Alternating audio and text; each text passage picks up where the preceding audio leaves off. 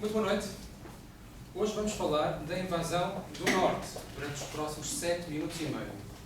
Reset.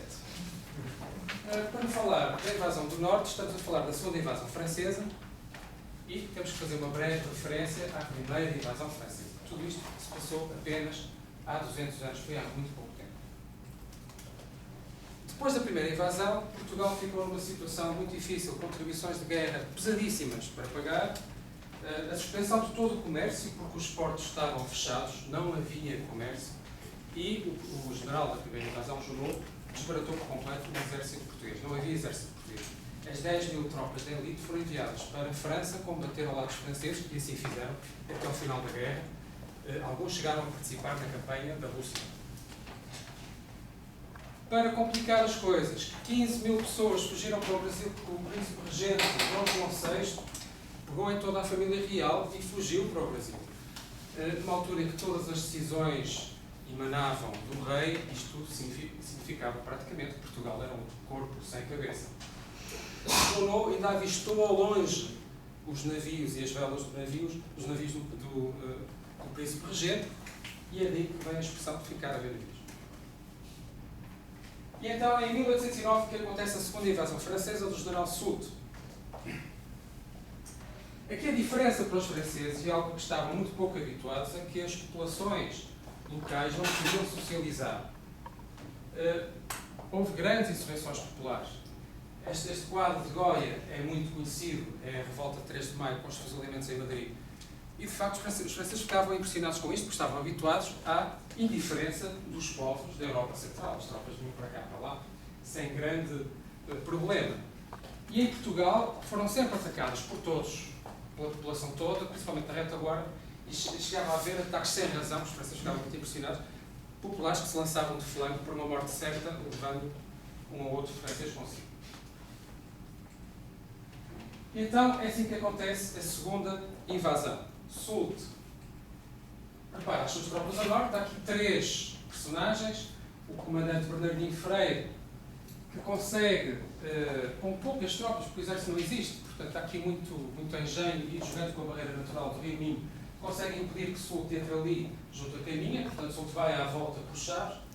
Em Chaves é o general Silveira que faz a defesa da praça. O general Silveira entende que a praça não tem defesa fácil, desiste da defesa. Os populares, ainda assim, ficam a disparar canhões dia e noite, longe das tropas francesas. Quando as munições acabam, os franceses entram e acabam a batalha de Chaves. Em Braga, gera-se o pânico, porque os franceses vêm aí. A população ouve falar que os franceses têm cães de fila à frente das tropas, e as primeiras linhas de defesa fogem em pânico, e gera-se o pânico na cidade. A população começa a apontar as casas dos franceses, porque havia ideais de revolução que eram partilhados por alguns intelectuais em Braga, e foram todos trazidos à rua, assassinados, e as casas queimadas. Aconteceu com muita gente, e mesmo aqueles que eram suspeitos, que alguém apontava para uma casa, eram todos trazidos à rua e mortos. O general Bernardino Freire, com as suas tropas, está a preparar a defesa de Braga, mas vista esta confusão, desiste e tenta recuar para o Porto para defender melhor o Porto. E estes populares interpretam isso como covardia e matam o general Bernardino Freire e todo o Estado-Maior português. Nessa altura. Os poucos populares que restam são organizados numa força muito numerosa, mas organizada em Carvalho Leste. Soult já lá está, envia 20 prisioneiros portugueses com um mensageiro e uma carta em tons conciliatórios para que não haja guerra. E os populares matam os 20 portugueses, matam o mensageiro, dá-se a guerra, explode um canhão, Soult desce até ao Porto. Gera-se o pânico no Porto. Vida difícil também para mensageiros. Todos os mensageiros são mortos, os que tentam a ajuda de Silveira, os portugueses, os que são enviados prisioneiros por Soult, é tudo morto. Portanto, o Porto está simplesmente à espera da tropa francesa. A população do Porto também mata os afrancesados, vai à prisão, mata toda a gente está na prisão, com requintes malvadas que eu não vou aqui dizer, e, de facto, os franceses entram pelo Porto. A defesa do Porto monta-se entre o Castelo São João da Foz e o Bonfim. A meio era o ponto mais fraco, os canhões que estavam mal defendidos, os franceses conseguem entrar, e a única verdadeira resistência é dos padres que defendem a Rua Chan, metro a metro, à custa da própria vida, porque os padres estavam todos em armas contra os franceses. A cavalaria entra rompante na cidade, a população foge em pânico e dá-se o desastre de Pontas Barcas. Esta é Pontas Barcas, como havia na altura, um conjunto de barcas presas por cordas. A população tenta fugir. A hipótese histórica mais credível é que em Gaia tiraram tábuas à ponte e barcas à ponte para que os franceses não passassem. E a população vai-se empurrando, os de trás vão empurrando-os da frente. Os franceses, as pessoas começam a afogar-se, os franceses tentam ajudar, restam os cavalos, vão tentar ajudar as pessoas que se estão a afogar. Mesmo assim, da Serra do Pilar, há um canhão que aponta à vista dos franceses e dispara a partir direito sobre o Pilar. São franceses, gera-se o pânico e morrem mais de 4 mil pessoas. Conquistado o Porto, Soult dá instrução para 24 horas de saque da cidade. E aqui, não vou contar mais pormenores, mas só para dizer que 24 horas é muito tempo. Uma pausa na chacina para dizer que Soult chega ao Porto e instala-se no Museu Sós Reis, neste palácio muito simpático, onde passou a viver a grande francesa e das invasões francesas que vem desvitar, comendo, finalmente, pães normalizados pelo general Mollet, os conhecidos moletes. Mas o que está na Boa Vista não é a águia em cima do leão, é o leão em cima da águia. Portanto, nós sabemos que os ingleses ganharam isto. Eles vieram cá travar a sua guerra à custa da população local. E, portanto, os franceses chegam à francesa, sem informar os anfitriões. É esse hoje o significado deste ditado. A ação de Silveira e esta resistência de contenção de Silveira é essencial porque não deixa que os franceses saiam dali, não deixa que os franceses saiam.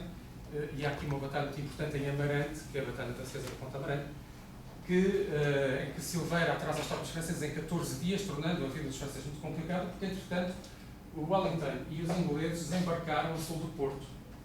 E Soult, para evitar, o Soult não consegue falar com ninguém, chega a enviar 25 mensageiros para as tropas, para um único general, e os 25 são mortos, portanto, o Soult não sabe qual é a situação no terreno e resolve sair, como um general inteligente que é, porque se não saísse, neste movimento de tenaz, seria a morte de todo o segundo exército francês.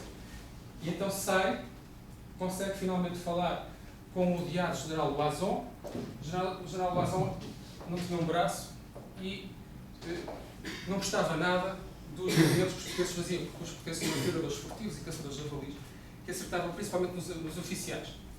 Este Loison ficava danado com isto e organizava expedições punitivas às populações terríveis, e ainda hoje temos a expressão impromaneta, que significa desaparecer, morrer. E o Maneta, o Loison, junta-se a norte com Soult, que, com estas dificuldades todas de comunicação, ainda assim consegue pôr-se em fuga por um caminho de cabras. Todo o exército passa por um caminho de cabras, um ponto muito estreito. No dia seguinte contam-se 300 cavalos a ré, caíram da ponte e neste movimento de retirada muito complicado morreram 2.000 franceses, mas ainda assim o exército conseguiu sair. O exército levou o tesouro porque era muito pesado, nenhum soldado queria aguentar, o exército estava descalço, estava cansado, ninguém pegou nos sacos de ouro que eram colocados à disposição dos soldados. E o tesouro foi todo juntado num monte, a ser de Penafiel e explodido. Durante muitos anos ainda se encontravam moedas nos montes de Penafiel. E, portanto, há aqui as batalhas dos pontos de Amarante e a Ponte de Misarela, por onde os franceses chegaram.